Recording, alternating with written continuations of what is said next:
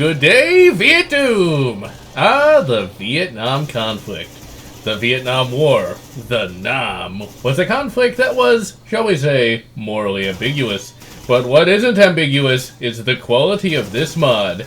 VietDoom is a total conversion for Doom 2 that turns the game into either a fast-paced, super difficult arcade-style first-person shooter or a slow-paced, white-knuckled simulation shooter. It just depends on the difficulty that you select. For the arcade-style first-person shooter, the lowest difficulty is the one that you want to go with. The game is still Sonic Electronic ball breaker hard, but is infinitely more playable for the Twitch shooter than literally any other difficulty. When I first started up the game, I tried it on the middle difficulty, as that is generally how I like to play Doom mods.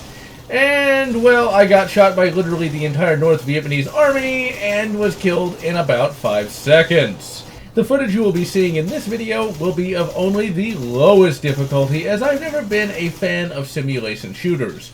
I prefer a straight fight to all that sneaking around. Sergeant Mark IV has decided to be a bit of an overachiever in this mod, as he has implemented a hunger, thirst, and bloody bleeding system. On higher difficulties, at least, I feel that the hunger and thirst systems are completely and totally unnecessary for a first-person shooter and just detract from the overall shooting experience. In VietDoom, you play as a member of the US military, possibly the ancestor of John Kane, aka Doom 3 guy. Why not Flynn Taggart, you may ask? Well, in the Doom novelization, it is learned that Taggart's father and family are not a military one, and that Flynn joined the Marines to get away from his family, precluding this Marine here being related to Flynn Taggart in any way. As for Doom 3's John Kane, we know nothing about his family, so it's possible that he had a several times great-grandfather serving in the Marines in Vietnam. In this game, you are often a one-man army taking on the forces of North Vietnam and Victor Charlie. You will sometimes have other reasonable Marines fighting alongside you, but they will often be cut down by the enemy, leaving you to complete the objectives all by yourself. As this is an alpha, there are only a few levels to play, but the levels that are available are nothing short of excellent. They are wide open and with excellent detail, and the objectives, while fairly standard, are still quite fun to complete. This mod is nothing short of impressive in oh so many ways. Just take a look at this.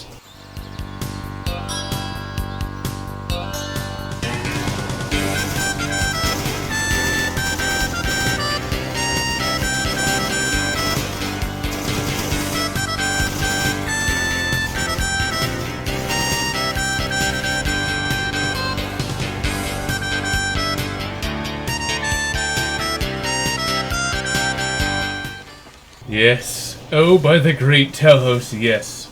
You can call in airstrikes and blow the crap out of the enemy. And it looks pretty damn cool, especially for something on the bloody Doom engine, ladies and gentlemen. Doom engine, 1993, and it looks this bloody awesome. Unlike in other Doom mods, you cannot carry all of your weapons at any one time. You can carry a total of 3. 1 main weapon, 1 light weapon, and 1 heavy weapon. If you want to switch out your various weapons, you must drop a weapon and then pick up another one. So be sure to check the controls for the drop key. The weapons for the mod are par excellence. You have the XM16, and thankfully the game does not simulate the horribly corrosive ball powder and a lack of cleaning kits. It does, however, have the correct number of rounds in the mag at 19, as 20 rounders were used in Vietnam and they had to be downloaded due to weak springs. The commie weapons are some of my favorites. The AK is excellent all around, and the game even has my favorite rifle of all time, the humble, unappreciated, venerable SKS. Specifically a Type 56 or Chinese SKS, and it works pretty well. And yes, I used it even when I could have used an AK. It may only have 10 rounds in the magazine, but it has fighting spirit. The RPD is a fairly common heavy weapon that you can pick up, and it wrecks all. But be wary, Charlie can use it as well, and he can cut you down to size quite quickly with it. The Papasha, or PPSH-41, shows up, and it's nothing short of essential when trying to take Hot Dog Hill. That 71-round mag really makes the difference. A Mosin Sniper also shows up, and is quite useful indeed. Regaining health is done a bit differently. Instead of picking up health kits, you instead pick up bandages that you must manually apply by hitting a certain key. Be sure to check the controls for what that key actually is. The mod also has fucking vehicles.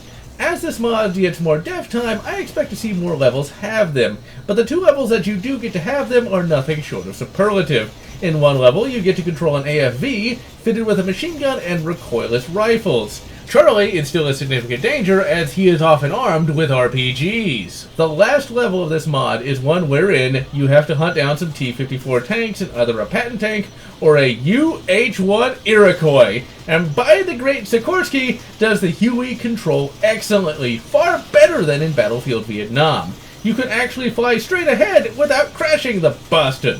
And all told, this level is a great capstone to an alpha that on its own is one of the best Doom mods of all time. The gameplay for VietDoom on the lowest difficulty heretically reminds me of COD 1 and 2. It's brutal, it's intense, and it has some of the best first-person shooting in the genre. It also reminds me of the shooting in Brutal Wolfenstein. In that mod, you had enemies with guns, meaning you had to take cover and have really good twitch reflexes to take them down. But Brutal Wolfenstein was primarily a constrained affair. VietDoom has wide open spaces, and Charlie can hide quite well, so actually hitting the enemy can be rather difficult. Sarge Mark IV does show some mercy and gives the enemy tracers, so you can at least figure out where the bastards are.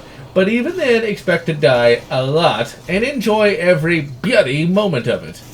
I only encountered one glitch when playing the alpha, and it took place during the playthrough to get the footage for this video.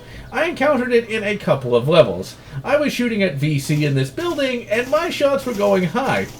Sounds like real life. High bore offset aside, in the game, you can hit nothing in these buildings until you destroy a wall, and then somehow it resets the hitboxes. I had this happen on the second level and on Hot Dog Hill. Other than that, the game worked well, as one would expect. This is an amazing alpha, and I cannot wait to see where Sarge Mark IV goes with it. And so, I am GeneralLotz wishing you good Battlefield Vietnam, and good Purple Haze Viet Cong, whatever makes you happy. If you enjoyed this video, please consider subscribing, and if you can, please consider supporting me on Patreon so that I can continue bringing you this awesome content.